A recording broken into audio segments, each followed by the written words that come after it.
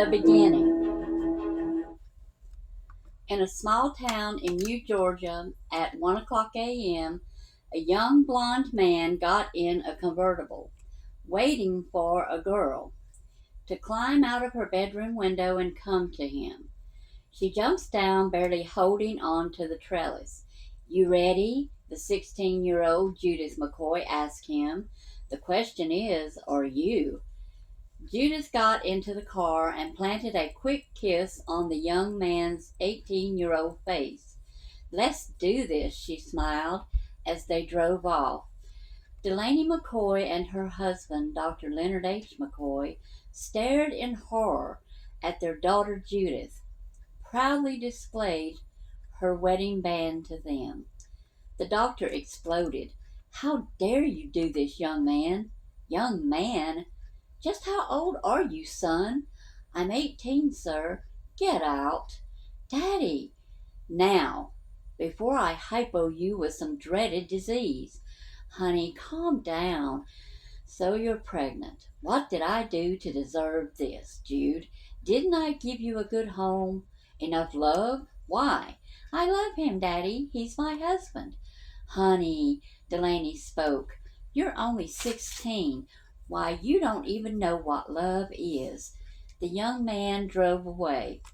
"She belongs in a convent. She can have the baby there. The nuns will make sure it has a nice home." "Grandmama, no. I'm keeping my baby. I refuse to go." A week later, the nuns at St. Michael's Convent were getting Judith settled into her room. Judith talked on her tablet to her best friend, Demora Sulu. "Tell him I love him forever, and tell him where I am." One day, Judith saw him at the courtyard fence, his blond hair glistening in the bright earth sun. So she walks over to the fence.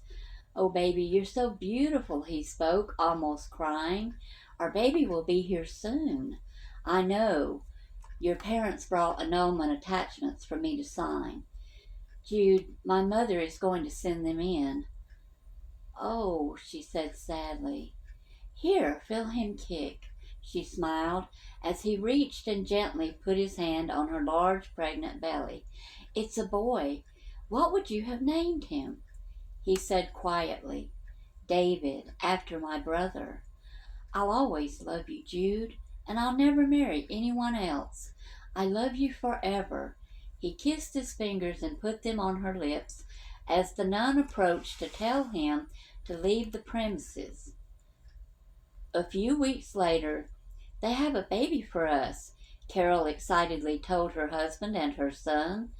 Carol Marcus Sparks' husband, Michael Sparks, picked her up and swung her around in their kitchen.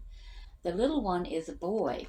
He had already been adopted, but the adopted parents backed out. The father just called. We were next in line, and he wants us to pick up our boy." "So let's go get our boy," Michael smiled. Carol and her husband signed the release papers when Carol saw the young mother's signature, Judith McCoy. "Michael, do you see this?" Carol smiled. Father Tadmore looked surprised. "Is there a problem?" Michael spoke. "God truly does move in mysterious ways, Father." "Indeed he does, my son." When Carol and her husband returned home, the boy was sitting on their couch looking sad. He had been thinking of Jude and his baby. "What shall we name him?" Carol asked. "I don't know." She laid him in his arms. "He's your son, honey. Jude is his mother. Again I'm asking, what is his name?" He stood up. "It's a miracle. I prayed for one." He held the baby close to him. "His name is Bradley David Kirk." 4 years later, Ensign Demora Sulu ran to catch up with Captain Judith McCoy Kirk. "Hey, I saw the cutest guy. I could barely look at him. He was so hot." Demora beamed. "Is he a reporter?" "The ship is full of reporters, not to mention uncles Scotty and Pablo, and of course my ex-father-in-law, the Admiral." Judith wrestled with dropping her tablet. Demora spoke. He could be going to be one of your new recruits. He didn't look like a reporter, more like a lost little boy. As they rounded the corridor and headed to the music room, Demora spoke again. I'm just saying, you need to get out more. You work too much. Have fun. You do know you have cobwebs on your game. Demora, find a man, Jude. One that wants you. You deserve a good man. Jude stopped walking. Do you like my dress? That's a man-getter, not a dress. It's a nice change from those heavy duds we have to wear, Jude said. That's my best friend, the fashionista. Can you program my garment dispenser with that pattern in my size, in all red? Jude smiled widely at her. Well, it's almost time to meet my new Starfleet undercover security recruits. Recruit some handsome babes so I can meet my quota. Quota? I'm getting cobwebs too. All personnel report to your station. The male-sounding computer sounded ship-wide. Judith raised a brow, and Demora said, That's me. Don't wreck the ship, Demora, Judith smiled. Ha ha, Jude, hire some babes and give me their numbers. And get a man, she said as she rushed away to the helm's chair on the bridge. Easier said than done, Lieutenant, Jude muttered under her breath as she entered the music room. The music room on Enterprise B was like the ship, unfinished. In the room were stadium seats, musical instruments, a baby grand piano, and a stage.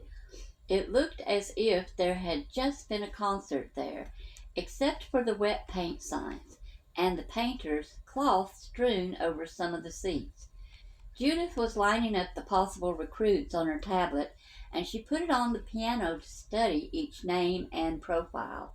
She had her back to the door when Nathan Leslie came in. Have a seat on the front row. I'll be with you in a moment. His eyes started at the back of her heels and traveled up to the top of her head. Then he sat down in a seat. He then quickly assessed the whole room. She turned around and his blue eyes caught her quite by surprise. He noticed the captain pips on her collar and stood up at attention. Her face was beautiful, her hair in a short bob. Her gray-green eyes flashed. It was showtime for her. Mr. Leslie. Nathan Leslie. She held her tablet. Yes, sir, that's not my... She interrupted. Have you ever thought of being more than you are? Yes, sir, but I... Tell me, why do you want to be a sus? Because I want to make an impact on the verse, sir. What makes you think you're qualified? Because I'm sneaky, sir, he smirked. I never get caught. Judith stood there after circling him, completely looking into his blue eyes. Do you like children? She said quietly. The commander was taken aback. Yes, sir, I'd like to have a few of my own, he smiled. She felt fireworks all at once rush to her heart, something she had not felt in a very long time, and her sweet perfume reaped in him a needy response, and he kissed her. She threw down the tablet and kissed him back. Soon they were, wait, I lost my place. Soon they were down on the floor making out. When red alert sounded,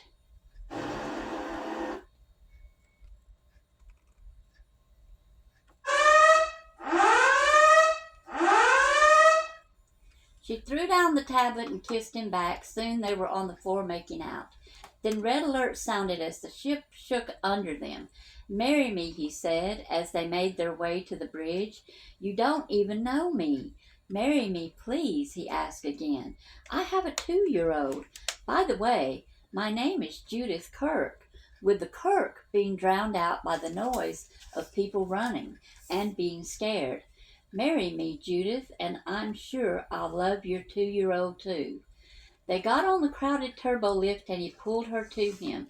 Yes, I'll marry you. The lift opened onto the bridge. After the most of the people ran out, Admiral James T. Kirk turned to see him and Judith come out. The Admiral spoke. Mark, son, you're with me. Scotty, keep things together until I get back. Will, son, take care of this young lady. She's like my daughter. Then he looks at Judith. Honey, I'm so glad you finally met my other son. Got to go. He kissed her on her forehead, then stepped into the turbo lift to save the ship. Judith and William Kirk stared at each other. You are Mark's brother? She asked him. Another buckle on the ship, and they literally fell into each other's arms.